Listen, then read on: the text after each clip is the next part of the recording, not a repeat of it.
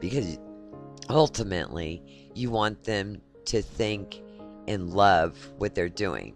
So if you're handicapping them by making them do something all the time, well, I'm sorry, you're just not going to have a horse go above third level. You're not going to have a horse that wants to get in the race gate and burst themselves for what?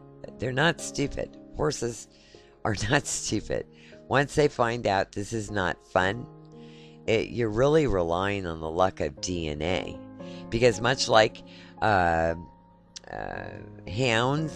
dogs, they don't know why they go up the tree and have their ears shredded to go after a raccoon.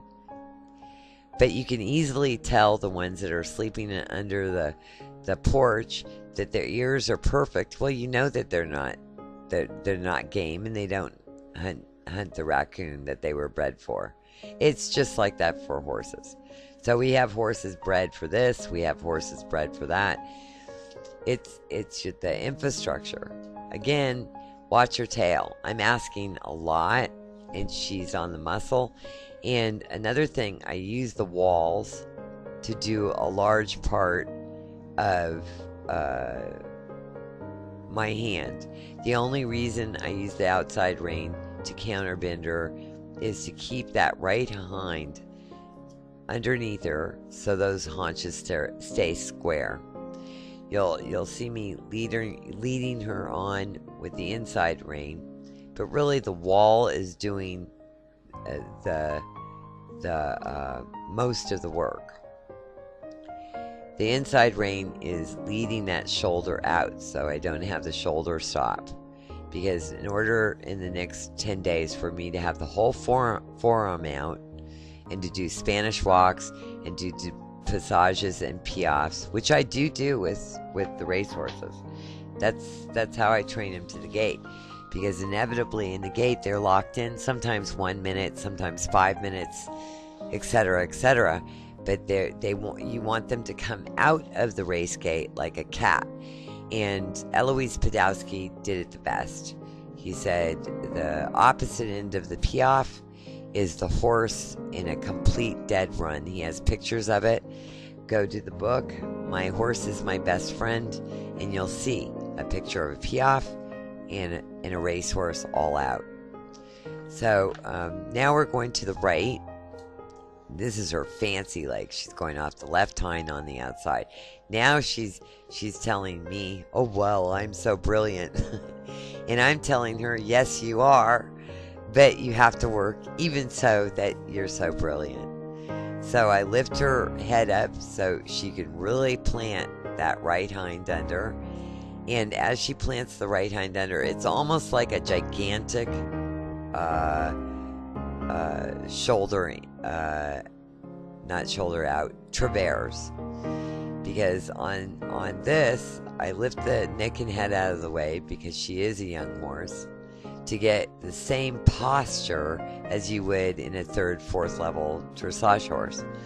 And I watch her behavior of her muscles throughout her movement so that I don't overtask it. Major thing is when lactic acid builds up, you rest the horse. But in the thoroughbreds case, and in some tricaners and stuff, they are mind over matter. So that no matter what, they're going to go forward for you because they want to please you. So you have to even read more between the lines than the average horse that just sort of melts like butter in a copper pan and put them on the long thing. So this is something I cultivated 20 odd years ago when I really started doing this in more depth. I tell people I ruined a lot of horses, and then their eyes go up. Oh my God, you ruined horses. Yes, I did. And it's much like when you're a kid, you turn on too much cold water, you turn on too much hot water, and then finally you learn what temperature you want your bath water to be. Well, it's much like that with horses. And that's why the great horsemen spent a lot of time apprenticing with their coaches. You don't read a book, you don't buy a horse, you actually live with them, and you approach it with, no, I have to watch and learn. So I was lucky enough 30 odd years ago to sit up on a hill and ruin horses. And when I say that, I don't say it, I'm so proud I ruined horses. There are two things that ruin a horse. One, you went too far. Well, that's a big pita brain moment. The other most important thing is you didn't go far enough. So that gap between going too far and not far enough, that's what real horsemen, I don't care what sport you're in or what you're training for, that is the elite. That is the Illuminati horseman, because it is an ongoing living testament. Revelations here is my cultivation of all my life, sport horses, race horses, and so far I'm proud to say she is there. I don't have any minuses on the sheet of paper. That is why I stopped training her when I had too many horses I was training. I'm down to 2 horses now, thank God. I was doing like 9 and 12, and I had 1 groom, which is hysterically stupid. I didn't want to have any of the customers' horses go wrong. So I backed off her many times. Now, as she's going around here, she's lowering and stretching her neck. And again, I have to tell you, I've done this filly for almost a year now. She's broke and galloping and all that stuff, but she is such a good cheater. Danzig's in the Thoroughbred line can cheat like her, and when she gets real low and long, she's just trying to cheat using her back end. Now, I don't have the camera close enough, so you can't really see the muscles over her back working. But if you watch her tail, you can see that she's totally relaxed on her spine. If you don't mind banging your horse's tail, it will tell you when you're doing something that's bothering them. If they have a muscle problem, or they have some problem physiologically or mentally, it won't flow like her tail is, because I know it's not showing it here. I have it in slow-mo so you can capture her footprints, but you'll see I bring her haunches in to keep them square. Absolute opposite of lunging. And when she gets low and long and she's cheating, there's a low and long that's honest, and she's not being honest. She just wants to go to the step that's easier. And I'm hoping with Naj, the next horse that I'm going to bring along for you, I was hoping is going to be full Tesla, but not. I want to show going to first level to Grand Prix, because this is where people get hung up. Horses learn their muscle memory very quickly, and especially the athletic ones and the intelligent ones.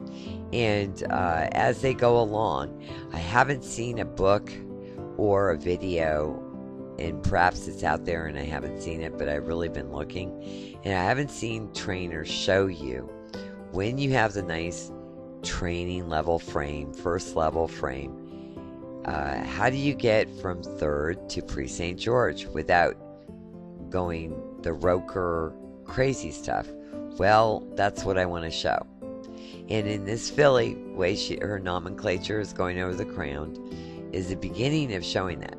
She is a really good cheater. I'm so glad I haven't let anybody else ride her than me, because she's so quick on the racetrack.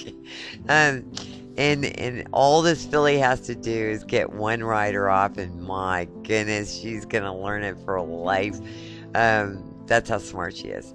But I ridden her mother. I knew her grandmother. I knew her great grandfather.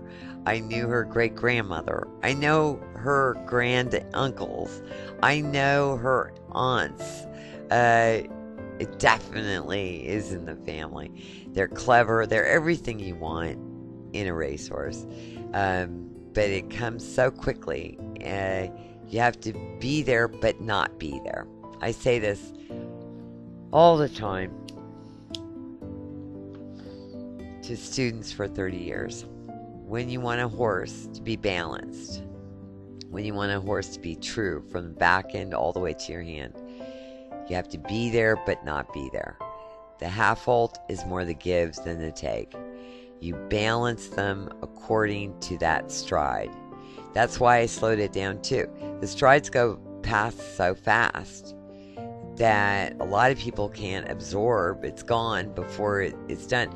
Once a stride is done, it's finished. You can't go back and repaint it, erase it with an eraser and draw it again. So that's why I'm doing this in slow-mo. And you notice on this young horse, and she's short coupled. She's equally coupled, but short coupled horses need to have their nose right about there until they get really ready to drop their haunches more. The reason why I don't want her haunches, that's a nice carriage right there. Now she's really working, and I bring her haunches in. Now again, this is the left hind leg going to the right, and in the coming weeks she'll be able to do a pirouette to the right, no problem.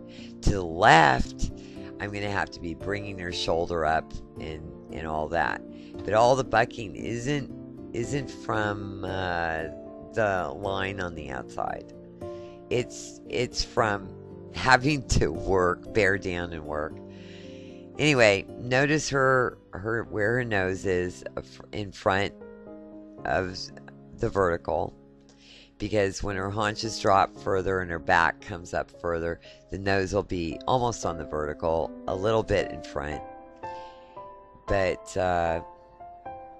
this is just the first day. Tomorrow is another day, and she's going back into training. So thoroughbreds usually take 2-3 days, and then they focus and they're happy. So I hope you join us tomorrow. This is her first day back into focus and using herself. Thank you so much. Hope to see you.